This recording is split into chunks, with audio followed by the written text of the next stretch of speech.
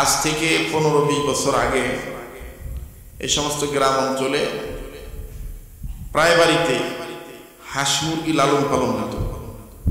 কথা বলেন, এখন আছে কিন্তু তুলনামূলকভাবে কমে গেছে। আগের মতো না হাঁস মুরগি লালন পালন করে না।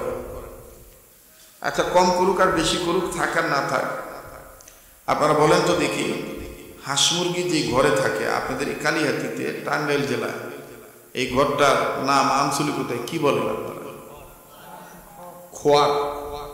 হ্যাঁ, খোয়ার। কোন জায়গায় বলে ঘরা, কোন জায়গায় বলে খোপ, কোন জায়গায় বলে আতাই, কোন জায়গায় বলে মুরগি, হাঁস মুরগির ঘরা, ইত্যাদি ইত্যাদি। যাই হোক, আপনারা বলেন তো দেখি, এই হাঁস মুরগি যে ঘরে থাকে, থাকা অবস্থায় নারী পুরুষ, মেয়ে মুরগি, পুরুষ মোরগ, হাঁস হাঁসা, এগুলো কি একসাথে থাকে না আলাদা থাকে? কথা কয়, একসাথে থাকে। খুব খেয়াল করে কথাগুলি শুনবেন। যে আয়াত পড়ছি, এই আয়াতের সাথে এই কথাগুলি দেখবেন মিলে যাবে। তো একসাথে থাকে। সকালবেলা এই খোয়ারের আপনার ডাকনা খুলে দেয় বের হওয়ার জন্য। যখন ডাকনা খুলে দেয়, হাঁস হাঁসের ভাষায় সই সই সই সই করে, মুরগি কিক কিক কিক কিক করে, হ্যাঁ, কক কক কক কক করে, ইত্যাদি ইত্যাদি। এরপরে গৃহিণী অথবা গৃহকর্তা, বাড়িওয়ালি অথবা বাড়িওয়ালা তাদের খাদ্য দেয়, খায়, দিলে খায়, না দিলে না খায়, আপন গতিতে তারা চলে যায়।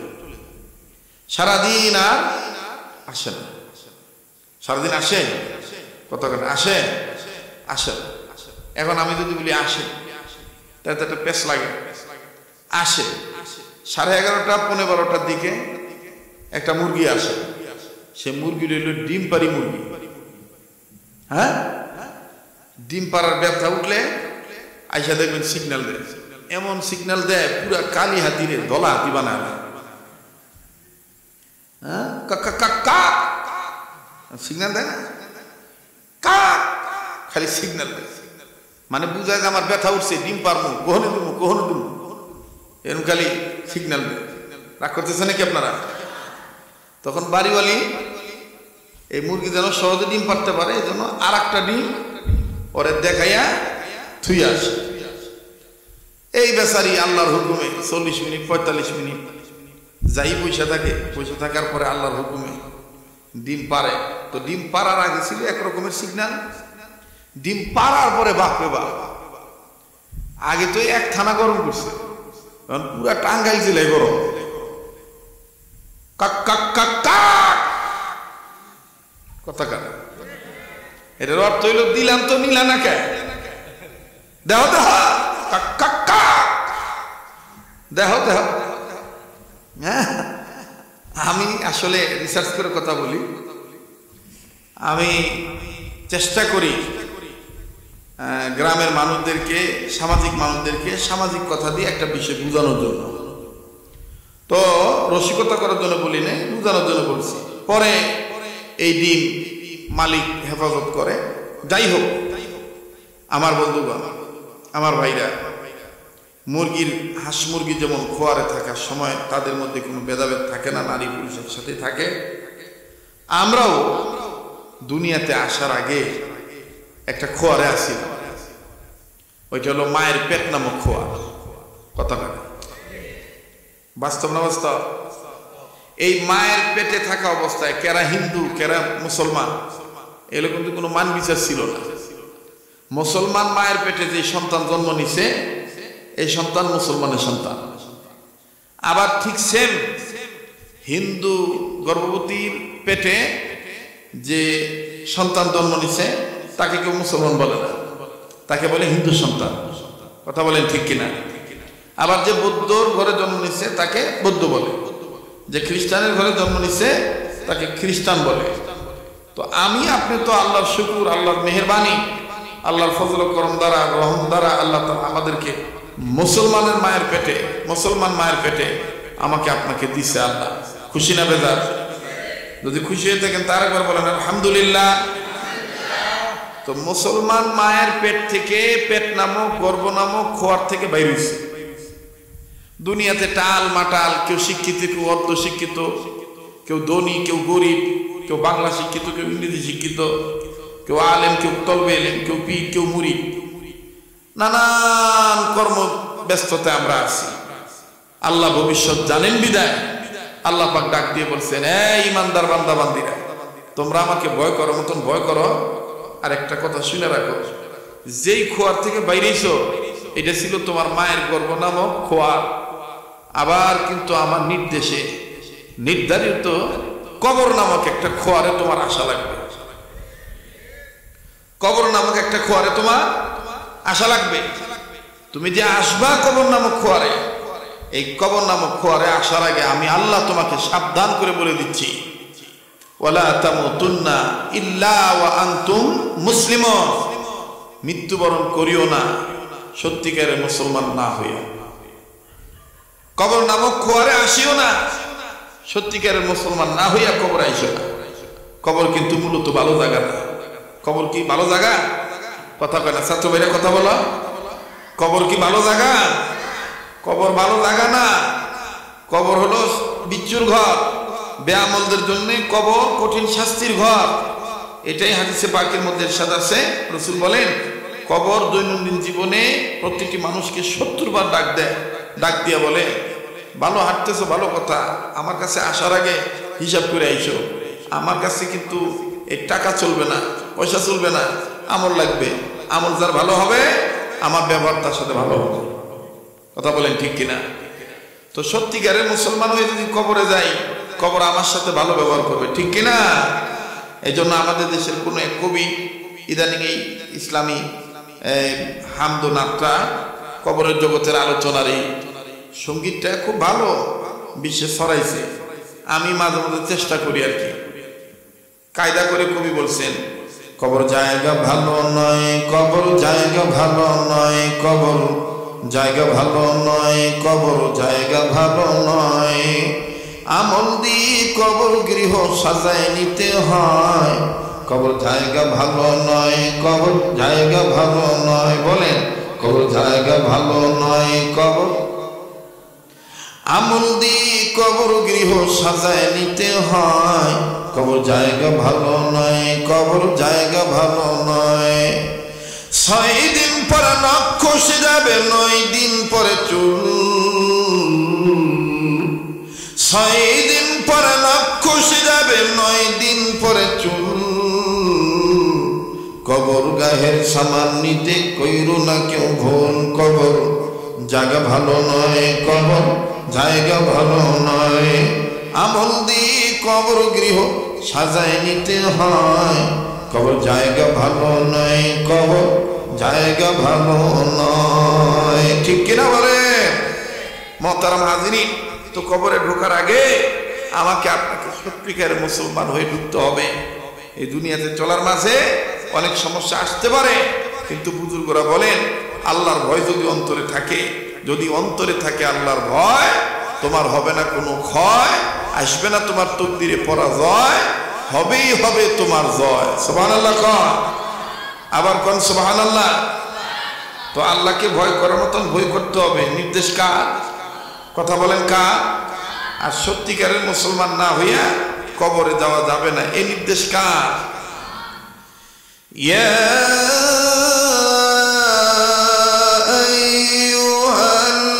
আইয়ুহাল্লাযীনা আমানু তাকুল্লাহ।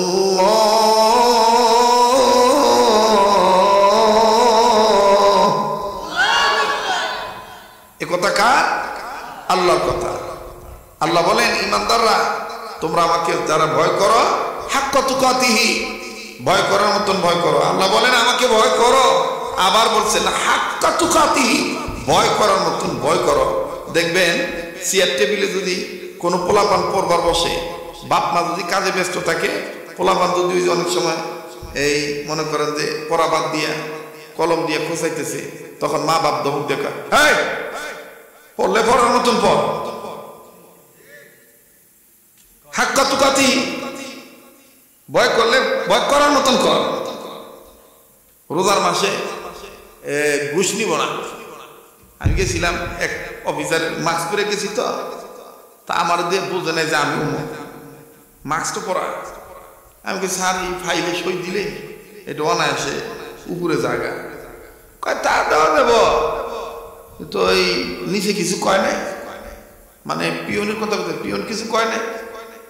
তা আমি কি স্যার রোজার মাস তো মনে কইছে, আমি খেয়াল করিনি রোজার মাস এগুলা কি নিবেন কিনা।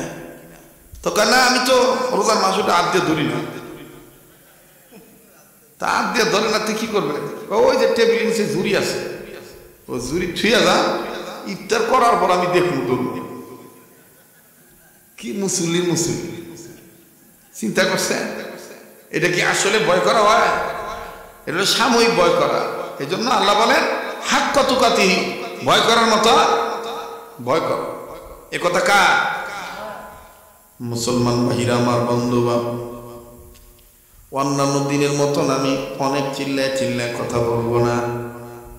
আমার আগের বক্তা মাওলানা ফরহাদুজ্জামান মাহদি হুজুর নরম কণ্ঠে আপনাদেরকে নরম মেজাজে ঢুলু ভাবে শিথিল অন্তরের বয়ান শুনে গেছি।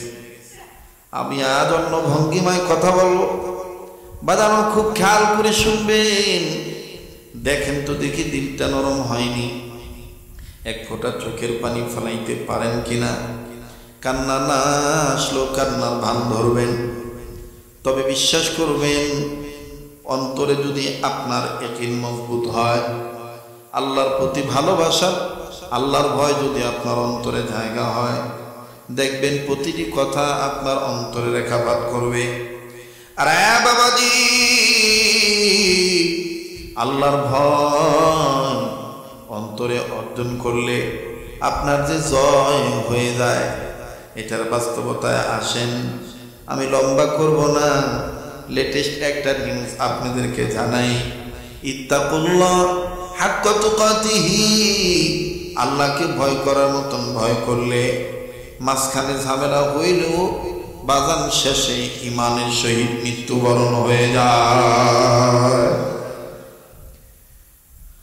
ও বন্ধু, ও ভাইয়েরা আমার, পৃথিবীর মধ্যে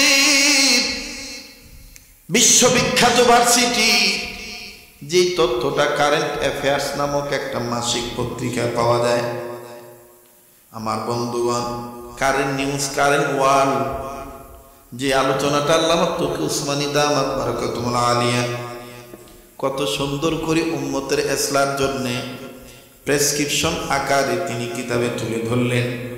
আল্লাহর ভয় দেখেন কাকে বলে। বাবা লাগবে না, বসো, সবাই বয়ান শোনো, সবাই খেয়াল করে কথাগুলি শোনো। আল্লাহর ভয় দেখেন কাকে বলে। কষ্ট হচ্ছে আপনাদের? তবে একটু হাত তোলেন তো, সবাই হাত তোলেন, সবাই হাত তোলেন, একটু ঘুম ভাঙায় হাত তোলেন। যে কয়জন হয়েছে একটু মুট করে ধরেন, ছাড়েন, ধরেন, ছাড়েন, ধরেন, ছাড়েন। এবার একটু নাড়াচাড়া দেন, আর একটু ডাইন বাম নাড়াচাড়া দেন, তোলেন, ঘুম ভেঙে দেবো, টেনশন ঠিক হইব। এবার মুজাহিদের মতন কোন তো আল্লাহু আকবার, না আওয়াজ হয় না, আবার কোন আল্লাহু আকবার, আবার কোন আল্লাহু আকবার, হাত নামা। এই 30-40 মিনিট সময় দেওয়া যাবো না ইনশাল্লাহ? যুবক ভাইরা দেওয়া যাবো না? আমার বন্ধুগণ, আমার ভাইরা, খুব খেয়াল করবেন, একটু অমনোযোগী হবেন না, আমার দিক তাকিয়ে থাকবেন। এটা আমি দাবি করে বলতে পারি, আমার সাথে দোয়া করলে আপনি ঠকবেন না। আমার বন্ধুগণ, এখনো আমার গা থেকে আপনি মদিনার গ্রাম পাবেন, কেননা আমি অনেক দিন মদিনায় ছিলাম। দীর্ঘ 1 মাস, রমজান মাস আরো কয়েকদিন বেশি সোনার মদিনায় আমি ছিলাম। আর বন্ধু, মদিনার মেহমান হইয়া, মুসাফির হইয়া এখন আমি মুসাফির হিসাবে আছি। মুসাফিরের দোয়া আল্লাহ ফেরত দেয় না। আপনাদের জন্য দোয়া করব, এই জন্য দেখেন তাকওয়ার কথাটা শুনে যান, আল্লাহর ভয় আপনি শুনে যান। আল্লাহর ভয় যদি আপনার অন্তরে থাকে, আমার আল্লাহ রব্বুল আলামিন আপনাকে কোনো না কোনো সময় আপনার গলায় বিজয়ের মালা পরায় দিবে, আপনার কোনো চিন্তা থাকবে না। কেমন আল্লামা তকি উসমানী দামাত বারাকাতুল আলিয়া হযরত তার তকরির মধ্যে বলেন, লেখার মধ্যে মুসান্নিফের জিম্মাদারি পালন করে লিখেছেন, জগৎ বিখ্যাত একটা ভার্সিটি, এই ভার্সিটিতে হিন্দু পড়ে, মুসলিমও পড়ে, খ্রিস্টানও পড়ে, বৌদ্ধরাও পড়ে। শুনতেছেন আপনারা?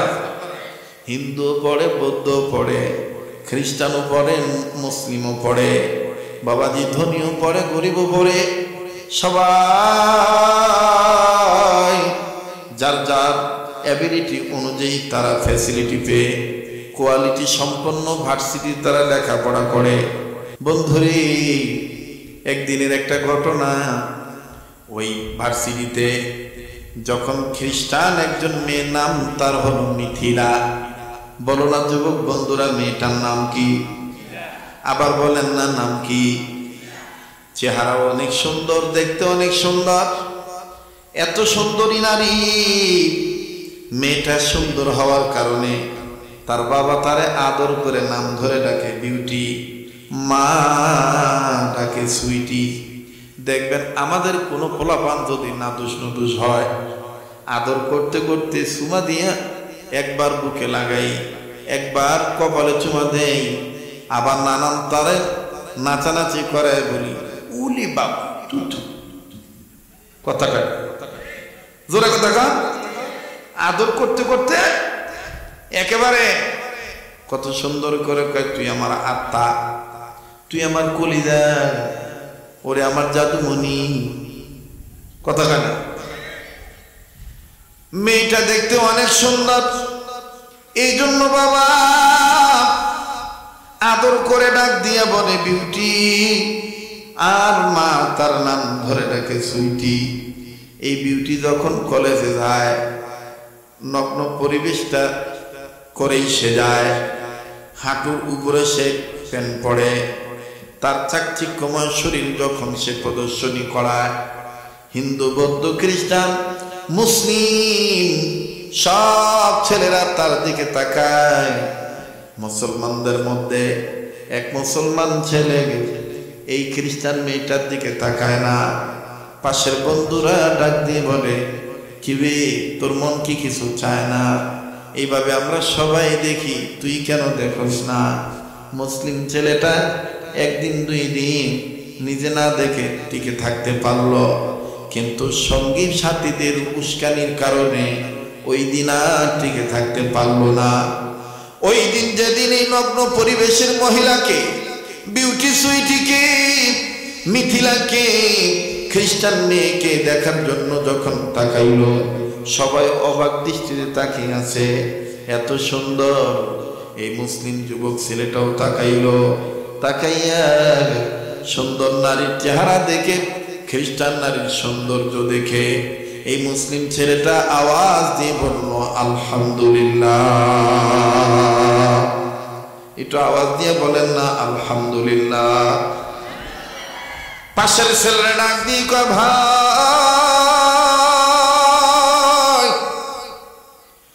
আগে তুই তাকাইলি না, এখন তুই তাকাইলি, আবার আলহামদুলিল্লাহ বললি, আমরা তো বললাম না। মুসলিম ছেলেটা ডাক দিয়ে বলে, তোরা তো মিথিলার সৌন্দর্য দেখে তাকায় থাকিস, আমি যখন মিথিলার চেহারার সৌন্দর্যের দিকে তাকাইলাম, ওর সৌন্দর্য দেখি আমার আল্লাহর কথা মনে হয়ে গেছে। আমি আমার আল্লাহর দরবারে শুকরিয়া আদায় করলাম এই নিয়ত করে, মিথিলা তো কি সুন্দরী, তার চাইতে বেশি সুন্দর বানাইছিলেন আমার আল্লাহ পয়গম্বর ইউসুফ নবীকে। সুবহানাল্লাহ। এখন যুবকরা ডাক দিয়ে, বাহ বাহ, ইহনো তুই আল্লাহর কথা নিয়ে আইছ? আমরা জিজ্ঞেস করি কি আর কষ্ট কি? কষ্ট হইতেছে আপনাদের? এইভাবে যখন আল্লাহর প্রশংসা করছে, কিন্তু যুবক এই যুবতীকে দেখে চোখ আর ফিরায় নাই। মুসলিম যুবক আস্তে করে আমার বন্ধুগণ সাথীদেরকে ডাক দিয়ে বলল, তোদেরকে বলতে চাই, মিথিলার কাছে আমি ভালোবাসার অফার দেব, এমনকি বিয়ে করারও প্রস্তাব দেব যদি মিথিলা রাজি থাকে। মুসলিম ছেলেরা ডাক দিয়ে বলে, কিরে তুই পাগল হলি নাকি? কি করে সম্ভব? তুই তো মুসলমান আর মিথিলা হলো খ্রিস্টান, এটা কি করে সম্ভব? ডাক দিয়ে বলে, আমি ওরে অফার দেব, তোরা একটু যায় বলে দে। এবার কলেজ যখন ছুটি হলো, এক পর্যায়ে মুসলিম যুবক, আমি শুধু বুঝাইতে চাইতেছি, আল্লাহর ভয় অন্তরে থাকলে সামান্য সময় ঝামেলা হইল, আল্লাহ এক সময় আপনাকে মাফ করে দিবে। তাকওয়ার গুণের কারণে আল্লাহ পাক আপনার তওবা কবুল করবে, আল্লাহ পাক আপনাকে জাহান্নাম থেকে মুক্তি দিয়ে জান্নাত দিয়ে দিবে। আওয়াজ দিয়ে বলেন না সুবহানাল্লাহ। মুসলিম যুবকটা, আমার ভাইরা, লম্বা কথা সংক্ষেপ করে দিলাম। মুসলিম যুবক আস্তে করে যাইয়া মিথিলাকে ডাক দিয়ে বলে, আমি তোমাকে ভালোবাসি, যদি তুমি আমাকে অ্যাকসেপ্ট করো, যদি তুমি আমাকে গ্রহণ করো, আমি তোমাকে বিয়ে করতেও রাজি আছি। মেয়েটা ডাক দিয়ে বলে, তোমার প্রেম আমি প্রত্যাখ্যান করলাম না, তুমিও আমার কাছে দেখতে অনেক ভালো, আরো ভালো হলো তোমার একটা গুণ আছে, আমাদের ভার্সিটি তোমার অনেক রেজাল্ট ভালো, যাও আমি তোমার প্রস্তাব গ্রহণ করলাম। তবে তুমি কি জানো যুবক, তুমি মুসলমান, আমি হইলাম খ্রিস্টান, এটা কি করে সম্ভব? আমি তুমি রাজি থাকলো তোমার আমার বাপ মা মেনে নিবে না। মুসলিম যুবক ডাক দিয়ে বলল, মিথিলা তুমি তোমার বাবার কাছে যাও, তুমি তোমার মার কাছে যাও, তোমার মা বাবাকে আমার কথা বইল, তোমার মা বাপ রাজি থাকলে, তুমি রাজি থাকলে বিয়ে হয়ে যাবে। এবার মিথিলা ডাক দিয়ে বলল, আমি আজকে কোনো সিদ্ধান্ত বলতে পারবো না, আমি আজকে রাত্রে মাকে ম্যানেজ করে মায়ের মাধ্যমে বাবার কাছে আমি প্রস্তাব পাঠাবো, এরপরে কালকে তোমায় বলবো বাবা আমায় কি বলে। লম্বা কথা সংক্ষেপ করে দিলাম বাবা। মিথিলা বাড়িতে যাইয়া নিজের মাকে সব বুঝাই বললো। মা ডাক দিয়ে কয়, তুই ঘাবড়াইস না, আমি তোর বাবাকে আমার তোর কথাগুলি খুলে বলবো। এবার মিথিলার বাবা, মিথিলার মা মিথিলার বাবাকে ডাক দিয়ে বলে, কই গো, তুমি কি শুনেছো তোমার মেয়ের রূপের সৌন্দর্যের কাছে ভার্সিটির একটা মুসলিম যুবক পাগল হয়ে গেছে, সরাসরি বিয়ের প্রস্তাব দিয়ে দিয়েছে। এখন তুমি বলো মিথিলা কি করতে পারে? আমাদের বিউটি, আমাদের সুইটি কি করতে পারে? আমার ভাইরা, আমার বন্ধুগণ, ও বাদান, মেয়েদের প্রতি কিন্তু বাবারা এমনি দুর্বল। মেয়ের বাবা ডাক দিয়ে কয়, আমার মিথিলারা বলে দাও, মিথিলা যেন টেনশন না করে, মিথিলাকে বলে দাও সময় মতন এই মুসলিম যুবকটাকে আমাদের বাড়িতে নিয়ে আসে, আমরা পার্সোনাল কথা বলবো, কিছু শর্ত দেব, শর্ত মেনে নিলেই মিথিলার সাথে বিয়ে দিয়ে দেব। এবার বাগান পরের দিন চলে গেল। মিথিলার বাবা যাওয়ার সময়, করতে যাওয়ার সময় মিথিলাকে ডাক দিয়ে বলে, মিথিলারে ওই ছেলে যদি আসতে চায় মুসলিম পরিবারের পক্ষ থেকে, ছেলেকে কিন্তু একাই আসতে হবে, মুসলিম ছেলের সাথে অন্য কেউ আসতে পারবে না। মিথিলা ডাক দিয়ে বলে, ওকে আব্বু ঠিক আছে, একাই আসবে, আমি তাই বলবো। এবার পরের দিন যখন কলেজে গেল, কলেজ যখন ছুটি হয়ে গেল, মুসলিম যুবক মিথিলাকে ডাক দিয়ে বলে, কি খবর, তোমার বাবা মা কি বলেছে? বলে, আমার বাবা তোমাকে আমাদের বাড়িতে যেতে বলছে, তবে আমার বাবা বলেছে তুমি একা যাইবা, তোমার সাথে কেউ যাইতে পারবে না, বাবা তোমায় কিছু জিজ্ঞাসা করবে, তুমি যদি সত্য মানো তাইলে বাবা তোমার সাথে আমার বিয়ে দিয়ে দিবে। মুসলিম যুবক ডাক দিয়ে এখনই যাব। এবার মিথিলার সাথে চলে গেছে। অবাদান মিথিলার সাথে যখন ঘরে চলে গেল, নিজের বাড়িতে যখন চলে গেল, নিজের বাড়িতে যাওয়ার পর মিথিলার বাবা মা ডাক দিয়ে বলে, দরজা বন্ধ করো, মিথিলা তুমি বাইরে থাকো, আমরা তোমার মা বাপ এই মুসলিম যুবকের সাথে পার্সোনাল কিছু কথা বলবো, তুমি ঘাবড়াইও না। মিথিলা ডাক দিয়ে বলে, মা আমার ফ্রেন্ডের যেন কোনো ক্ষতি না হয়, কেননা সে আমাকে ভালোবাসে, আমিও তারে ভালোবাসি। মা ডাক দিয়ে বলে, মেয়েরে, মা বাপ যা করবে ছেলে মেয়ের ভালোর জন্যই করবে, তবে তোর বন্ধুর কোনো ক্ষতিও হবে না। এবার দরজা যখন লাগানো হলো, সংক্ষেপে বলি, বাপ মার সাথে মুসলিম যুবক বসলো, খ্রিস্টান বাবা মার সাথে যখন মুসলিম যুবক বসলো, এবার মিথিলার মা আর মিথিলার বাবা বলে, আমাদের মিথিলাকে কি তুমি আসলেই চাও? বলে হ্যাঁ চাই, ওকে ছাড়া আমি বাঁচবো না। আমার ভাইরা, মিথিলার বাবা খ্রিস্টান মানুষ ডাক দিয়ে বলে, আমার মিথিলাকে যদি চাও তাইলে একটা শর্ত, কয়েকটা শর্ত আছে, এই শর্তগুলো মেনে নিলে মিথিলাকে তোমার হাতে দিয়ে দেবো। বলে কি কি শর্ত বলেন? বলে নাম্বার 1, তুমি যে মুসলমান, তুমি আর মুসলমান থাকতে পারবা না, তুমি খ্রিস্টান হয়ে যাইবা। তোমার সামনে আমি বাইবেল আনবো, এই বাইবেল হাতে হাত রেখে বাইবেল ধরে তুমি দিক্ত প্রমিস করে বলবা, আমি ইসলাম ত্যাগ করেছি, আমি খ্রিস্টান ধর্ম মেনে নিয়েছি।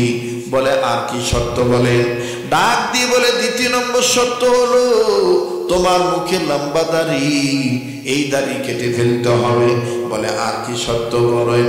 ডাক দিয়ে বলে, তুমি যে খ্রিস্টান হয়েছ, তুমি যে আমাদের ধর্মে এসেছ, তুমি যে মুসলিম ধর্ম ত্যাগ করেছ, এটার নমুনা, এটার প্রমাণ স্বরূপ হইল আমরা তোমাকে মদ দিয়ে গোসল করাবো, পৃথিবীর দামি মদ তোমাকে খাওয়াবো, তুমি মদ খাইবা, নিজের অঙ্গ প্রত্যঙ্গে মদ ঢালবা।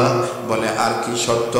বলে আর একটা শর্ত হইল তোমার হাতে যে মোবাইল আছে, এই মোবাইল তুমি ইউজ করতে পারবা না, এই মোবাইলটা জমা দিবা, ব্যবহৃত সিম কার্ড তুমি ভেঙে ফেলবা, আমরা তোমাকে নতুন করে নেটওয়ার্ক ইনকামিং ব্যবস্থা চালু করে দেব। বলে ঠিক আছে, আর কি বলেন তো দেখি? ডাক দিয়ে বলে 3 নাম্বার আরো শর্ত হলো, মিথিলার সাথে যখন তোমার বিয়ে হয়ে যাবে, কয়েকদিনের মধ্যেই আমরা পাসপোর্ট ভিসা ওকে করে দেব, যেখানে খ্রিস্টানদের বেশি বসবাস, ওই জায়গায় আমাদের মেয়েকে নিয়ে এই দেশবাসীর নাগালের বাইরে যেতে হবে। ছেলেটা মিথিলার সৌন্দর্যের লোভের প্রলোভনে পড়িয়া ডাক দিয়ে বলে, আমি আপনার সব শর্ত মানতে রাজি আছি, তারপরও আমি মিথিলাকে চাই। এবার যখন মিথিলাকে চাওয়ার কথা বলে, যখন বলল ঠিক আছে আমি খ্রিস্টান হয়ে যাব, খ্রিস্টান হয়ে গেল, বাইবেল ধরে আমার বন্ধুগণ শপথ করলো, মদ পান করলো, এরপরে দাড়ি কেটে ফেললো, সিম কার্ড ভাঙলো, বিয়ে শাদী হয়ে গেল। মুসলমান বন্ধুরা আমার খুব খেয়াল করে শুনবে, বিয়ে যখন কমপ্লিট হয়ে গেল, যেই দিন নির্ধারিত ফ্লাইটের সময় চলে আসলো, মিথিলা তার স্বামীকে ডাক দিয়ে বলে, নব্য খ্রিস্টান ও মুসলিম যুবকটাকে ডাক দিয়ে বলে, তোমার কি মনে নাই বাবা মা বলেছিল বিয়ের কিছুদিন পর পরই আমারে নিয়ে তুমি অনেক দূর দেশে চলে যাইবা, এই যে টিকিট, এতটার সময় বিমান ছাড়বে, কোনো কিছু গুছানো লাগলে তুমি গুছাও, কোনো কিছু গুছানো লাগলে তুমি গুছাও, তোমার রুমে যাই চলে তুমি যাও। মিথিলার কথা শোনার পর মুসলিম যুবক ডাক দিয়ে বলে, এ মিথিলা, আমি ব্যাচেলার মানুষ, আমার রুমে তেমন কিছু নেই, তবে তুমি এদিক দিয়ে গুছাও, আমি আমার রুম থেকে যা কিছু নেওয়ার প্রয়োজনীয় জিনিস নেব আর আসবো, এরপরে একসাথে আমরা এয়ারপোর্টে চলে যাব। ভাইজান, মুসলিম যুবক আস্তে করে চলে গেল নিজ কামরায়, নিজের মেসের রুমে চলে গেল। যাওয়ার পর সব গুছাইলেন, সব গুছায় যখন কান্দে করে নিয়ে বের হবে, বের হওয়ার আগে ঘরের এপাশ ওপাশ দেখতেছে কোনো কিছু ছাড়া পড়লো নাকি, প্রয়োজনীয় কোনো জিনিস আছে নাকি। যখনই পর্দা সরাইছি, ক্যাবলার দিকে নজর করে দেখে আল্লাহর কোরআন রাখা আছে, তার দিকে তাকাইয়া আছে। এই মুসলিম যুবক দৈনন্দিন জীবনে কোরআন তেলাওয়াত করে, আজ 5-7 দিন যাব এই কোরআন কেউ ধরে না। কোরআনের দিকে যখন আমার ভাইরা মুসলিম যুবকের নজরে গেল, এবার আমার বন্ধুগণ কোরআনের দিকে তাকাইয়া মুসলিম যুবক ডাক দিয়ে বলতেছে, আমার দিকে দেখে লাভ নাই, আমি আর মুসলমান নাই, আমি খ্রিস্টান হয়ে গেছি, আমার গায়ে মদ ঢেলেছি, আমি শুকুরের গোস্ত খাইছি, শুকুরের গোস্ত গুনাহ করে আমাকে মিথিলার বাপ মা খাওয়াইছে, অতএব আমি আর তোমাকে ধরতে পারবো না, আমি আর তোমাকে পড়তে পারবো না। এই মুসলিম যুবক যখন কোরআনকে উদ্দেশ্য করে এইভাবে কথা বলে, বাজান রে, ওই সময় কোরআনের পক্ষ থেকে মুসলিম যুবককে কে যেন ডাক দিয়ে বলে, খ্রিস্টান হইছো তাতে কি হইছে, আমারে থুইয়া যাইও না, তোমার বিপদের সময় আমি কোরআন কাজে লেগে যাব, আমাকে থুইয়া যাইও না, তোমার বিপদের সময় আমি কোরআন তোমার কাজে লেগে যাব, তুমি না পড়ো না ধরো, কিন্তু আমারে থুইয়া যাইও না, আমার সাথী বানায় নিয়ে নাও। সুবহানাল্লাহ কইবেন না? মুসলিম যুবক আস্তে করে কোরআন শরীফটা নিল, নিয়ে সুন্দর করে কাপড় দিয়ে মোড়াইয়া এমন ভাবে ব্যাগের ভিতর নিল মিথিলা যেন না বুঝতে পারে। লম্বা কথা সংক্ষেপ করে দিলাম, মুসলিম যুবক খ্রিস্টান দেশে যাওয়ার পরে যেই ঘরে স্বামী আর স্ত্রী যে কোয়ার্টারে থাকবে, গভর্নমেন্ট কর্তৃক কোয়ার্টার, এই কোয়ার্টারে থাকার সময় মুসলিম যুবক ড্রেস আপ করার সময় যে আলমারির আয়না দেখে, মেকআপ করার সময়, হেয়ার কাটিং করার সময়, হেয়ার সুন্দর করার সময়, চিরুনি দেওয়ার সময় যে আয়না দেখে, এই আয়নার কর্নার বরাবর গোপনে কোরআন শরীফটা রেখে দিল। আর মনে মনে বলল, আমি তো কোরআন পড়ব না, তবে কোরআনের দিকে তাকাইলে কেমন জানি ভালো লেগে যায়। আমি প্রায় বয়ানে বলেছি, এই মাদ্রাসার মাহফিলও হয়তো আমি বলেছিলাম গত বছর বা আগের বছর, আল্লাহর দেওয়া চোখ দিয়া কোনো বান্দা যদি চারটা জিনিসের দিকে তাকায়, আল্লাহ পাক গুনাহ মাফ করে দেয়, আল্লাহ পাক অসংখ্য নেকি দান করে দেয়। নাম্বার 1 কাবা ঘর বাইতুল্লাহ, নাম্বার 2 কোরআনুল কারীম কালামুল্লাহ, নাম্বার 3 হক্কানি রব্বানি উলামায়ে কেরাম ওলি আল্লাহ, নাম্বার 4 আপন মা আর বাবার চেহারা দেখা। এই 4 জিনিসের দিকে কেউ যদি নেত্র করে তাকায়, আল্লাহ রাজি খুশির জন্য তাকায়, আল্লাহ পাক গুনাহ মাফ করে দেয়, আল্লাহ পাক অসংখ্য নেকি দান করে দেয়। এবার মুসলিম যুবক খ্রিস্টান হওয়া ছেলেটা কাউকে কিচ্ছু বলে না, কোরআন শরীফ একটা কর্নারে রেখে প্রতিদিন যাওয়ার সময় সকালে একবার কোরআন শরীফ দেখে যায়, আবার বিকালে আসার পর আবার একবার কোরআন শরীফ দেখে। এইভাবে চলতে চলতে 1.5 বছর চলে গেল। মেয়েটাও টের পায় করে কোরআন আছে, মুসলিম নব্য খ্রিস্টান হওয়া ছেলে, সেও কিছু বলে না। কিন্তু বাজার সত্য কোনোদিন চাপা থাকে না, কথা বলেন ঠিক না বেঠি? সত্য উন্মোচন করে দেখে, সত্য উন্মোচন করে দেখে। আমার বন্ধুগণ, লম্বা কষ্ট হইতেছে আপনাদের, দোয়া করে দিলে খুশি হবে।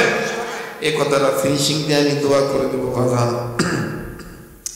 এবার মুসলিম যুবক, নব্য খ্রিস্টান হওয়া যুবক ছেলেটা 1.5 বছর এইভাবে খ্রিস্টীয় মিশনারির অধীনে চাকরি করতেছিল। একদিন এই মুসলিম যুবকের বিবি মিথিলা ঘর পরিষ্কার করবে, বাড়ি পরিষ্কার করবে। যখন ঘর দুয়ার পরিষ্কার করবে, প্রত্যেকটা কোনা কাঞ্চি পরিষ্কার করতেছে, হঠাৎ করে ঘরের মধ্যে এক কর্নারে আলমারির কাছে দেখতে পাইলেন একটা কোরআন শরীফ। মিথিলা কোরআন শরীফটা দেখি আস্তে করে বাপ মাকে ফোন দিয়া বলে, ও মুসলমান থেকে খ্রিস্টান হইলে কি হবে, আমি তো আজকে আমার ঘরে কোরআন শরীফ পাইলাম, এখন কি করি বাপ মা, তোমরা পরামর্শ দাও। মিথিলার মা বাপ ডাক দিয়ে বলে, যদি স্বামীকে ধরে রাখতে চাস তাইলে কোরআন শরীফ ডাস্টবিনে ফেলে দিয়া, ও আসার আগে কোরআন শরীফটা ফেলে দিয়া। মিথিলা বাপ মার কথা মোতাবেক কোরআন শরীফটা নিয়ে ডাস্টবিনে ফেলে দিয়ে আসলো। এবার এই যুবক প্রতিদিনের ন্যায় বিকেল বেলায় যে কোরআন শরীফ দেখে, অফিস থেকে এসে পর্দা সরাইয়া নজর করে দেখে জায়গা আছে, কোরআন নাই। ব্যাপার কি, কোরআন গেল কোথায়? মিথিলা ডাক দিয়ে বলে, কি খুঁজতেছেন? বলে, আমি তো এই করছিলাম, এখন সেই কোরআনটা কোথায় আমি খুঁজছিলাম। মিথিলা ডাক দিয়ে বলে, আমি এতদিন দেখি নাই, আজকে দেখার পর বাপ মাকে জানাইছি, বাপ মা আমাকে ডাস্টবিনে কোরআন শরীফ ফেলে দিতে বলেছে, আমি ডাস্টবিনে ফেলে দিয়ে আসি। মিথিলা স্বামী ডাক দিয়ে কয়, কোন জায়গায় ফেলাইছো? ডাক দিয়ে বলে, অমুক জায়গায়। আরে বন্ধু, লা তাকনাতু মির রাহমাতিল্লাহ, ইত্তাকুল্লাহ, হাক্কা তুকাতিহি। আল্লামা তুকি উসমানী দামাত বারাকাতুহু আলিয়া লেখেন, এই মিথিলা যখন বলল অমুক নাম্বার আমি ডাস্টবিনে ফেলাইছি, এই ছেলেটা আধা পাগলের মতন হইয়া জামা অর্ধেক খুলেছে অর্ধেক খোলে নাই, খালি পায়ে একটা দৌড় মারছে ডাস্টবিন থেকে কোরআন উঠানোর জন্য। ডাস্টবিনের কাছে যায় দেখে কোরআন শরীফের গায়ে চতুর্দিকে ময়লা লেগে গেছে। এবার এই ছেলেটা কি করবে? ছেলেটা ডাস্টবিনের কাছে দাঁড়াইয়া কোরআন শরীফ দেখতেছি আর চোখের পানি ছেড়ে পড়তেছে, তোমারে কে বলছিল আমার সাথে আসার জন্য? আমি তো এখন আর মুসলমান নাই, আমি তো খ্রিস্টান হয়ে গেছি। তবে শোনো শোনো, আমি বেঁচে থাকতে তুমি কোরআনের গায়ে ময়লা রাখতে দেব না। ছেলেটাই কথা বলে নিজের গা থেকে আমার ভাইরা পরনের জামা খুলে দামি কাপড় দিয়া কোরআনের গা থেকে যখন ময়লা পরিষ্কার করে, ওই সময় কোরআন ডাক দিয়ে বলতেছিল, আল্লাহ তুমি না বলেছ আল্লাহু ইয়াদউ ইলাল জান্নাতি ওয়াল মাগফিরা, আল্লাহ পাক বলেছেন যারা আমার ডাকে সাড়া দিবে আমি তাদের মাফ করে দেব, আমি তাদেরকে জান্নাত দান করে দেব। কোরআন তখন বলতেছিল, মালিক ও দয়ার আল্লাহ, দেন একটা ডাক, দেন না দেন না দেন না, বলেন না আল্লাহ, আবার বলেন না আল্লাহ। কোরআন তখন বলতেছিল, আল্লাহ যেই ছেলে খ্রিস্টান হওয়ার পর আমার মায়া ত্যাগ করে নাই, আমারে ছাড়ে নাই, আল্লাহ আমার গায়ে ময়লা লেগেছে, আর এই ছেলে নিজের গায়ের কাপড় দিয়ে আমার ময়লা পরিষ্কার করে দিতেছে। আমি কোরআন তোমার দরবারে বলতেছি, এই ছেলে যৌবনের তাড়নায় পড়িয়া সৌন্দর্যের প্রলোভনে পড়িয়া ইসলাম ধর্ম ত্যাগ করিয়া আয় আল্লাহ ইমান ছাড়িয়া দিয়া অন্তরে ময়লা নিয়ে ফেলেছে খ্রিস্টান হইয়া। আমি কোরআন বলতেছি আমার দেশে পরিষ্কার করতেছে, আমার উসিলায় এই খ্রিস্টান হওয়া মুসলিম ছেলেটার কলবের ময়লা পরিষ্কার করে দাও। সুবহানাল্লাহ বলেন না জোরে সুবহানাল্লাহ। এবার কাপড় দিয়া সুন্দর করে ময়লা পরিষ্কার করে দেওয়ার পর কোরআন শরীফ বুকে করে নিয়ে আস্তে করে বাড়িতে আসে। মিথিলা ডাক দিয়ে বলে, ওখানে দাঁড়াও, আব্বা আম্মা বলছে কোরআন শরীফ এই বাড়িতে থাকলে তুমি এই বাড়িতে থাকতে পারবা না। মুসলিম যুবকটা কোরআন শরীফ নিয়ে চোখের পানি ছেড়ে দিয়ে কান্দে আর ডাক দিয়ে বলে, যাও তোমার সিদ্ধান্তটাই মেনে নিলাম, আমি আর খ্রিস্টান থাকবো না, যেই ঘরে কোরআন থাকবে না এই ঘরে আমি থাকবো না। আমি তোমার বাবার সামনে বাইবেল ধরে তোমাকে পাওয়ার জন্য ইসলাম ত্যাগ করেছিলাম, এখন তোমার সামনে তোমার বাবাকে জানায় দেওয়ার জন্য বলতেছি, আমি তোমার সামনে কোরআন হাতে নিয়ে তওবা করতেছি, আমি আর খ্রিস্টান থাকবো না। আমি কালেমা পড়ে মুসলমান হয়ে গেলাম। মুসলমান বন্ধুরে, অনেক লম্বা কথা সংক্ষেপ করে দিলাম। এই কোরআনের ছোঁয়ায় যখন এই যুবকটা ফের আবার মুসলমান হলো, নিজ এলাকায় আসলো। নিজ এলাকায় আসার পর এলাকার ইমাম মহোদয়গণ এই যুবককে ডাক দিয়ে বলে, এতদিন কোথায় ছিলেন? যুবক তার জীবন বৃত্তান্ত সব খুলে বলল। এবার আলেমরা ডাক দিয়ে বলতেছেন, আল্লাহ পাক তোমাকে সত্যিকারের মুসলমান বানায় কবরে নিবে, এই জন্য কোরআনের বরকতে আবার আল্লাহ তোমার দৌলতে ঈমান হেফাজত করছে। নারায়ে তাকবীর। এই ছেলেটা 3 সপ্তাহ পরে মারা গেছে। তৎকালীন সময়ের মুসাল্লাম বুজুর্গ স্বপ্ন দেখে কোরআন শরীফ তাকে পাহারা দিতেছে, তার কবরটা আল্লাহ জান্নাত বানিয়ে দিছে। মুহতারাম হাজিরিন, এই জন্য আমি লম্বা করতে চাই না। অন্যান্য দিনের মতন আমি ব্রেনও আমার কাজ করতেছে না, খুব ক্লান্ত শ্রান্ত। হঠাৎ করে এই প্রোগ্রামটা হাবিবুল্লাহ মেজবা সাহেব আমাকে খুব মহব্বত করে, বললে আমি অস্বীকার করতে পারি না। হাজার কষ্ট হইলেও আমি আয়সা হাজিরা দিয়ে যাই। তো আমি আপনাদের এখানে এই কথাটা বলে এটাই বুঝাইতে চাই, এই ছেলেটার ব্যাপারে মুসাল্লাম বুজুর্গরা স্বপ্ন দেখলে যে কোরআনের পক্ষে থাকার কারণে, আল্লাহর ভয় তার অন্তরে থাকার কারণে আল্লাহ পাক তাকে কোরআনের উসিলায় মাফ করে দিয়ে কবরটা জান্নাত বানিয়ে দিয়েছে। ভাইয়া, প্লিজ দোয়া না করে কেউ না যাবো বাজান, আমরা দোয়া করে দেবো এক্ষুনি। আজকে আমরা এরকম শপথ করব যে আমাদের জীবনে আমরা চলতে ফিরতে উঠতে বসতে আমরা যে মায়ের পেট নামক খোয়ার থেকে বের হয়েছি, আবার কবর নামক খোয়ারে আমার যেতে হবে। যাওয়ার আগে কোনো একটা নেক কাজকে উসিলা বানাই, হয় মাদ্রাসাকে মহব্বত করা, না হয় কোরআনের শিক্ষাকে মহব্বত করা, না হয় কোরআনকে মহব্বত করা, না হয় মা বাবার খেদমতকে প্রাধান্য দেওয়া, না হয় ওলামায়ে কেরামের সোহবতকে গ্রহণ করা, না হয় দ্বীনের পক্ষে সুন্নত ওয়ালা উম্মত হওয়া, ইসলামী আন্দোলনের কর্মী হওয়া। এইরকম উসিলা করে আমরা কবরটাকে, কবর নামক খোয়ারকে জান্নাত বানায় নিতে পারবো। সত্যিকারের মুসলমান হয়ে আমরা মৃত্যুবরণ করবো ইনশাআল্লাহ। বলেন ইনশাআল্লাহ।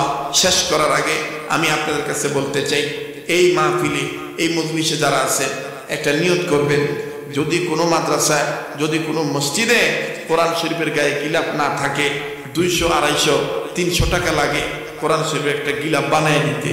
ও বাবা, এই নেক কাজটাও তো নাজাতের উসিলা হতে পারে। কথা বলেন ঠিক কিনা?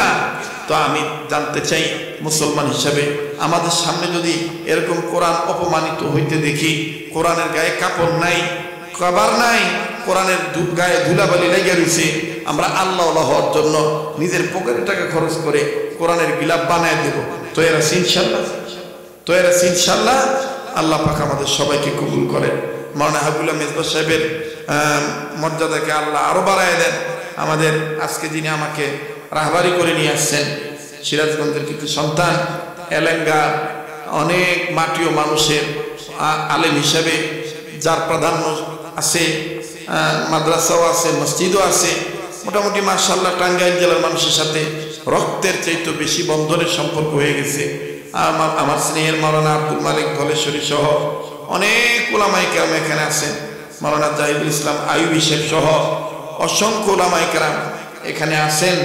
সবাইকে নিয়ে আমি দোয়া করব, আমরা আজকে থেকে আল্লাহকে ভয় করার মতন ভয় করব, আর সত্যিকারের মুসলমান হয়ে কবরে যাওয়ার চেষ্টা করব ইনশাআল্লাহ। শেষ করার আগে আমি আপনাদেরকে একটা সুন্নতের আমল দিয়ে আমি শেষ করতে চাই, কেননা আগামীকালকে দুনিয়াতে নাও থাকতে পারি। সেই সুন্নতের আমল হলো, আমরা প্রতিটি ভালো কাজ ডান দিক থেকে শুরু করব। জুতা পায়ে দেওয়ার সময় ডাইন পায়েরটা আগে পরবো, জামা গায়ে দেওয়ার সময় ডাইন হাতাটা আগে ঢুকাবো। পারবো তো ইনশাল্লাহ? পারবো তো ইনশাল্লাহ? সকল ভালো কাজ ডান দিক থেকে আরম্ভ করব, সকল নিম্নমানের কাজ বাম দিক থেকে আরম্ভ করব। আল্লাহ পাক আমাদের সবাইকে ইমানি দৌলত হেফাজত করে, আল্লাহকে ভয় করার মতন ভয় করে, এরপরে সত্যিকারের মুসলমান হয়ে আল্লাহ কবরে যাওয়ার তৌফিক দান করেন। সুবহান রাব্বিকা রাব্বিল ইজ্জাতি আম্মা ইয়াসিফুন ওয়া সালামুন আলাল মুরসালিন ওয়ালহামদুলিল্লাহি রাব্বিল আলামিন। দোয়া হচ্ছে ভাই, মোনাজাতে শরীক হই। আলহামদুলিল্লাহি রাব্বিল আলামিন والصلاة والسلام على أشرف الأنبياء والمرسلين محمد وعلى آله وأصحابه أجمعين. ربنا ظلمنا أنفسنا وإن لم تغفر لنا وترحمنا لنكونن من الخاسرين. ربنا هب لنا من أزواجنا وذرياتنا قرة أعين واجعلنا للمتقين إماما. رب هب لي من الصالحين، رب هب لي من الصالحين. اللهم إني ظلمت نفسي ظلما كثيرا، رب ارحمهما كما ربياني صغيرا. يا الله, আপনি আমাদের জীবনের গুনাহগুলি মাফ করে দেন। আল্লাহ, আপনি আমাদের অতীতকে ক্ষমা করে দেন, বর্তমানকে সংশোধন করে দেন, ভবিষ্যৎ জীবনকে আল্লাহ আলোকিত করে দেন। ইয়া আল্লাহ, তামাম দুনিয়ার সমস্ত মুদ্দাজিন ইনসানদের যারা কবরবাসী, তাদেরকে জান্নাতবাসী বানিয়ে দেন। আল্লাহ, তামাম পৃথিবীর সমস্ত জিন্দা জিন ইনসানদের যারা বেঁচে আছি হেদায়েত দান করেন। আল্লাহ, হায়াতের মধ্যে বারাকার ফয়সালা করেন। ইয়া আল্লাহ, পৃথিবীর সমস্ত সৃষ্টিজীবের জন্য শান্তির ফয়সালা করেন। ইয়া আল্লাহ, খাস করে বৃহত্তম টাঙ্গাইল জেলাকে কবুল করেন, এই কালিয়াতি থানাকে কবুল করেন। ইয়া আল্লাহ, ইউনিয়নকে কবুল করেন, এই গ্রামকে কবুল করেন। আল্লাহ, এই পাড়া মহল্লাকে কবুল করেন। আল্লাহ, এই মাদ্রাসাকে কবুল করেন। এই মাদ্রাসার জমিদাতা, প্রতিষ্ঠাতা, মোতাওয়াল্লি, সভাপতি, সেক্রেটারি, কেশিয়ার, সদস্য, গ্রামবাসী, কম দান করেনওয়ালা, বেশি দান করেনওয়ালা, আসাতে গ্রাম, ছাত্র ভাইরা, অভিভাবক, মোহতামিম, জিম্মাদার, সবাইকে আপনি কবুল করেন। আল্লাহ, সবাইকে আপনি কবুল করেন। ইয়া আল্লাহ, অত্র এলাকায় কার কবর কোথায় আছে আমার জানা নাই, প্রতিটি কবরবাসীকে জান্নাতবাসী বানিয়ে দেন। আল্লাহ যাদের মা বাপ দুনিয়ায় নেই তাদের মা বাপকে জান্নাত দিয়ে দেন। যাদের মা বাপ বেঁচে আছে হায়াতের মধ্যে বরকত দিয়ে দেন। ইয়া আল্লাহ তামাম পৃথিবীর মাজলুম মুসলমানদের হেফাজত করেন। বাংলাদেশের মাজলুম আলেমদের পেরেশানি দূর করেন। ইয়া আল্লাহ, আয় আল্লাহ আপনি মেহেরবানি করে এই দোয়াগুলি কবুল করে নেন।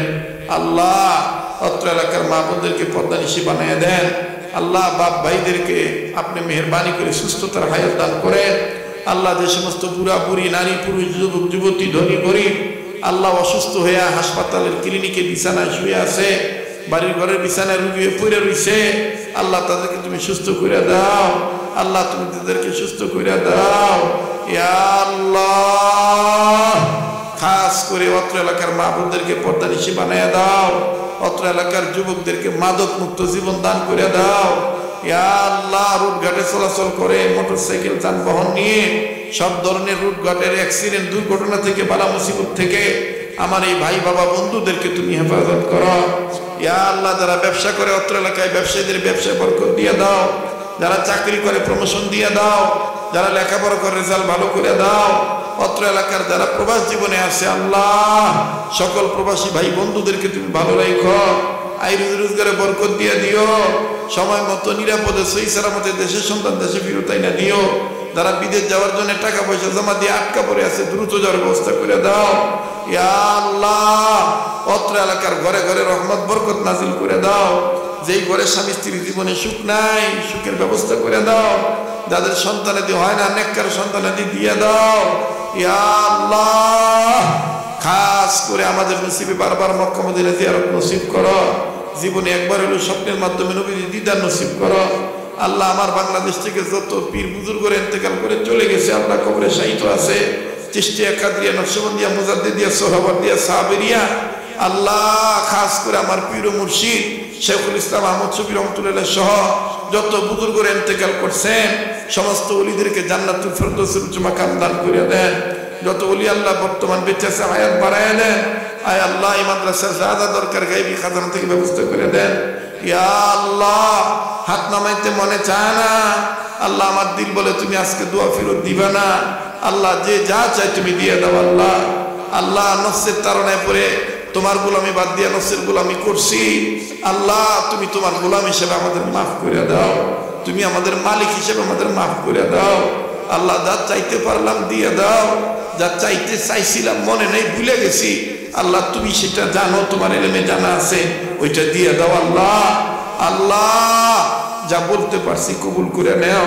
যা বলতে পারি নাই দুয়ার মাধ্যমে আল্লাহ ভুলে গেছি ওগুলো তুমি কবুল করে নিও। ইয়া আল্লাহ যারা অভাবের স্বভাব দূর করে দাও। যারা ঋণী আছে ঋণ পরিশোধ করার ব্যবস্থা করে দাও। আল্লাহ আমার ছেলে আমার মেয়ে আমার বিবি আমার উস্তাদ সাগরে আল্লাহ কাছে কিনারে অদূরে সুদূরে দেশে বিদেশে আমার ভক্ত আল্লাহ যে যেখান থেকে দোয়া চাইছে সবার জন্য দোয়া করলাম তুমি কবুল করে নাও। আল্লাহ মাওলানা ফরদুজ্জামান মাহাদি হুজুরের মাদ্রাসাকে কবুল করো। আল্লাহ তাকে সহি সালামতে রাখো, তার ফ্যামিলিতে অনেক শান্তি দিয়ে দিও। আমার স্নেহের মাওলানা হাবিবুল্লাহ মেজবাকে তুমি কবুল করো। আল্লাহ তার বংশের ময় মুরব্বীকে মাফ করে জান্নাত দিয়ে দিও। আল্লাহ আল্লাহ মাওলানা সানোয়ার সাইফিকে তুমি কবুল করো। আয় আল্লাহ দ্বীনের দায়ী হিসেবে মকবুল বান্দা হিসেবে মকবুলিয়ত দান করে দাও। ইয়া আল্লাহ স্নেহের সাগরের হযরত মাওলানা আব্দুল মালিক ধলেশ্বরী আল্লাহ তাকেও তুমি কবুল করো। মাওলানা জাহিদুল ইসলাম আইবি সাহেবকেও তুমি কবুল করো। ইয়া আল্লাহ এখানে যত ওলামা তুলাবা অরুণ তরুণ দ্বারাই হাত তুলছে আল্লাহ প্রত্যেকের দিলের নেক বাসনা তুমি পুরা করে দাও। আল্লাহ তুমি কবুল করে নাও রব্বুল আলামিন। আয় আল্লাহ তুমি যদি কবুল না করো কে কবুল করবে? আল্লাহ তুমি যদি মাফ না করো কে মাফ করবে? আল্লাহ তোমার নবী বলছে যাদের চুল দাড়ি সাদা হয়ে গেছে এরা যখন তোমার কাছে ভিক্ষুকের মতন হাত তুলে কিছু চায় তুমি না দিলে নাকি লজ্জা পাও। আল্লাহ তুমি দেখো কত বুড়ারা হাত তুলছে। আল্লাহ আল্লাহ তোমার নবী বলছে কোন যুবক যদি নিজের ভুল বুঝতে পাইরা তোমাকে দিল থেকে একবার আল্লাহ কইয়া ডাক দেয় তুমি নাকি 70 বার জবাব দিয়ে কও বান্দা তুমি কি চাও আমি তোমাকে দেওয়ার জন্য তৈরি আছি। আয় আল্লাহ এখানে যুবকরাও হাত তুলছে, বুড়ারাও হাত তুলছে, পর্দার আড়ালের মা বোনরাও হাত তুলছে। আল্লাহ আল্লাহ তোমার কি দয়া লাগে না? আল্লাহ তোমার কি মায়া লাগে না? আল্লাহ তুমি দয়া মায়া করে আমাদের গুনাহগুলি মাফ করে দাও, আমাদেরকে কবুল করে নাও, তওবাকারীর অন্তর্ভুক্ত বানায় দাও, নেককারদের অন্তর্ভুক্ত বানাও। আয় আল্লাহ নেক কাজ করার প্রতি জজবা হিম্মত তৈরি করে দাও, গুনাহ থেকে বাঁচার জন্য হিম্মত ঘৃণা অন্তরে পয়দা করে দাও। ইয়া আল্লাহ মদিনাওয়ালার উসিলায় দোয়াকে কবুল করে নাও। মাহফিল শেষে যে যেখানে যাবে সহি সালামতে পৌঁছে দিও আল্লাহ। আর যাওয়ার সময় প্রতিটি কদমে কদমে কোটি কোটি গুনাহ মাফ করে দিয়া কোটি কোটি নেকি দান করে দিও। ইয়া আল্লাহ নবীদের উসিলায় দোয়া কবুল করে নাও। এ মাদ্রাসার প্রত্যেকটা ছাত্রকে আগামী প্রজন্মের শেখুল হাদিস আজিজুল হক বানায় দাও আল্লাহ, আগামী প্রজন্মের সৈয়দ ফজলুল করিম বানায় দাও আল্লাহ, মোহাম্মদুল্লাহ হাফিজি বানায় দাও। ইয়া আল্লাহ এ মাদ্রাসার ছাত্রদেরকে আল্লাহ ওয়ালা হিসেবে কবুল করো, সারা দুনিয়ার সমস্ত স্টুডেন্টদেরকে তুমি দিনদার হিসেবে কবুল করো। ইয়া আল্লাহ নবীর উসিলায় তুমি দোয়া কবুল করে নাও। وصلى الله تعالى على خير خلق محمد وعلى آله وأصحابه أجمعين. سبحان ربك رب العزة عما يصفون وسلام على المرسلين والحمد لله رب العالمين.